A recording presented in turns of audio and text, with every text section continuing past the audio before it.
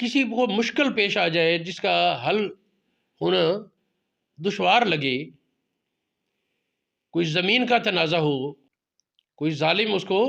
پیمائش کر کے زیادہ اس پر وہ ٹیکس وغیرہ لگاتا ہے یا زمین کو ضبط کرنا چاہتا ہے، یہ اسم پڑھا جائے، یہ آیت پڑھی جائے تو اللہ پاک کی مدد شامل ہو جاتی ہے اور وہ زمین کی متعلق مشکل معاملہ حل ہو جاتا ہے۔ اسی طرح کسی بھی پیچیدہ موقع پر، پیچیدگی کے موقع پر جہاں مشکل زیادہ ہو، اللہ پاک کی خاص مدد کی ضرورت ہو، تو یہ پڑھا جائے ان اللہ علی کل شیء قدیر۔ یہ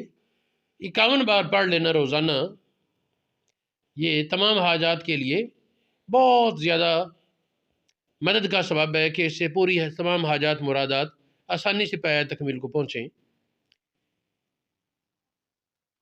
اگر کوئی ہمت والا ہو تو 1.25 پڑھ لے اس کو، تو اس سے پھر کرامات کا صدور تک ہونے لگے۔ لیکن ہر کام کے لیے اللہ پاک کے فضل کی ضرورت ہے، اس کے فضل اور احسان کے بغیر کچھ نہیں۔ اور جتنے بھی اوراد و وظائف بتائے جاتے ہیں ان میں نماز فرض کی پابندی لازم ہے، یہ نہیں کہ فرض نمازیں پڑھے نہ اور یہ ورد کرتا پھرے، تو اس طریقے نہیں ہوں۔ کچھ لوگ ایسے ہوتے ہیں جن کی زندگی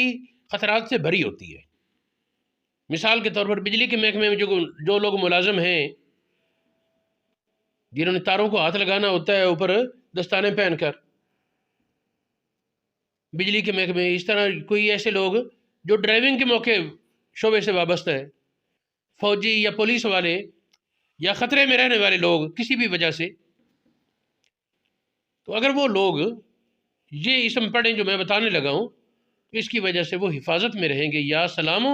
یا اللہ، یا سلام یا اللہ۔ کوئی شدید بیمار ہے، اگرچہ بیماری کی شدت میں بھی ہوش ہو چکا ہے، اس کے سرانے کے پاس بیٹھ جائیں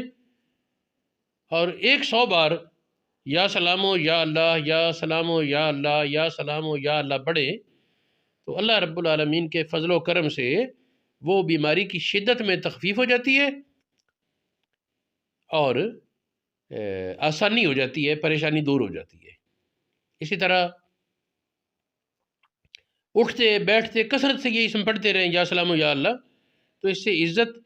میں، شہرت میں، عزت بھی ملتی ہے، شہرت بھی ملتی ہے، صحت بھی ملتی ہے اور برکت بھی ملتی ہے۔ افسران اعلیٰ اور جن کی شفقت کی ضرورت ہے ان کی شفقتیں شامل رہتی ہیں، کوئی دشمن یا موذی، اس کے نقصان سے بندہ محفوظ رہتا ہے۔ بہت سے فوائد اس نام میں ہیں، اللہ پاک عمل کی توفیق عطا فرمائے۔